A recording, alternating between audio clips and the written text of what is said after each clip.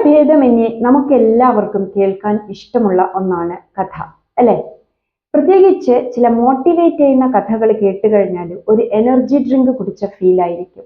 ഏറ്റവും കഷ്ടപ്പെട്ട് സമൂഹത്തിന്റെ ഉന്നതിയിലേക്ക് അല്ലെങ്കിൽ സമ്പത്തിന്റെ അത്യുന്നതങ്ങളിലേക്ക് എത്തിയവരുടെ കഥ നമ്മളെ ഏറെ ത്രസിപ്പിക്കാറുണ്ട്, ചിന്തിപ്പിക്കാറുണ്ട്, ഇടയ്ക്കൊക്കെ മോട്ടിവേറ്റും ചെയ്യാറുണ്ട്.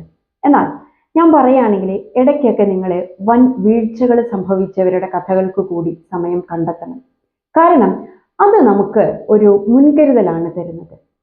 നമ്മളെല്ലാവരും അറിയുന്ന ഒരു ബിസിനസ്സുകാരനാണ് ബി.ആർ. ഷെട്ടി, അല്ലെ? അദ്ദേഹം UAE എക്സ്ചേഞ്ച്, ഹെൽത്ത് കെയർ മേഖലയിലൊക്കെ വമ്പൻ ബിസിനസ്സുകൾ നടത്തിയിരുന്ന വ്യക്തിയായിരുന്നു.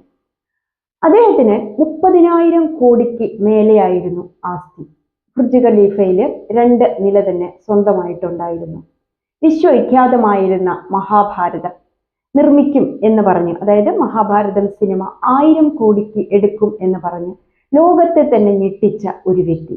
പക്ഷേ അദ്ദേഹം എന്തുകൊണ്ട് പതനം, അല്ലെങ്കിൽ അദ്ദേഹത്തിന് എന്തുകൊണ്ട് പതനം സംഭവിച്ചു എന്നുള്ളതല്ല, ആ പതനത്തിന്റെ ആഘാതമാണ് ചിന്തിക്കേണ്ടത്. ബാങ്ക് ബാലൻസുകളെല്ലാം മരവിക്കപ്പെട്ടു.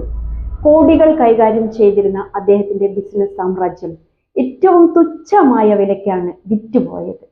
ഇത് നമുക്ക് തരുന്ന ഒരു ചിന്തയുണ്ട്.